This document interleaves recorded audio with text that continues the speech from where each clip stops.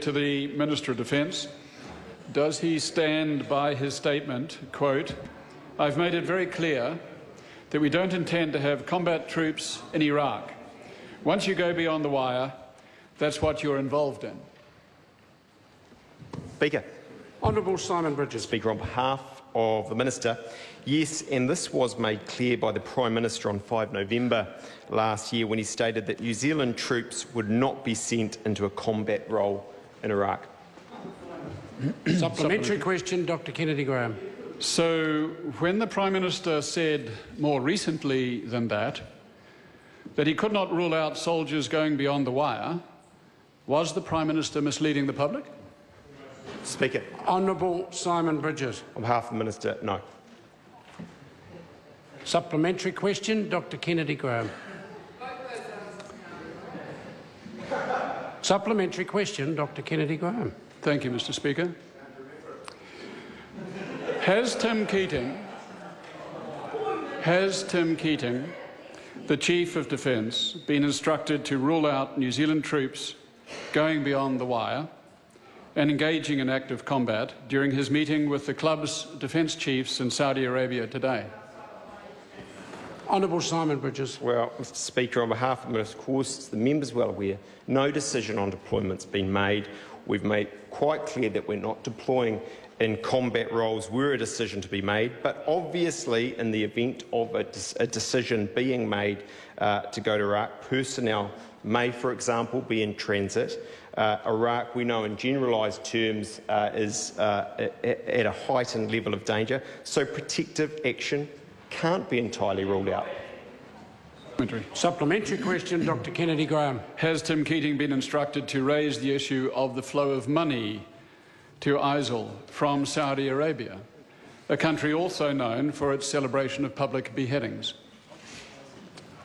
Honourable Simon Bridges. Well, Mr Speaker, on behalf of the Minister, I'm not aware of that level of detail.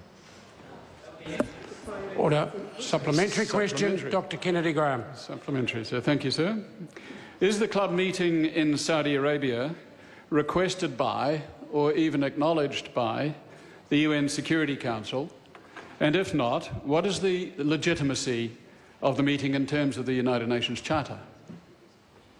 Honourable Simon Bridges. Well, Mr Speaker, on behalf of the Minister, that's a legal question that I don't have to answer.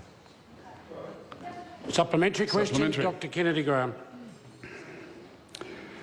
Can he guarantee that no New Zealanders will engage and potentially be killed in active combat in Iraq?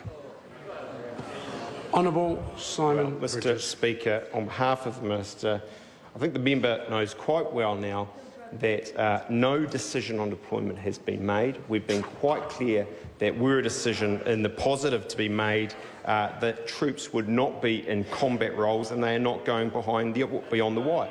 But as I've already said in answering the member's question, Iraq is a dangerous place, and even behind the wire there are some risks, and so protective action cannot be entirely ruled out. Question number 12. David Shearer. Thank you, Mr Speaker. To the Minister of Foreign Affairs.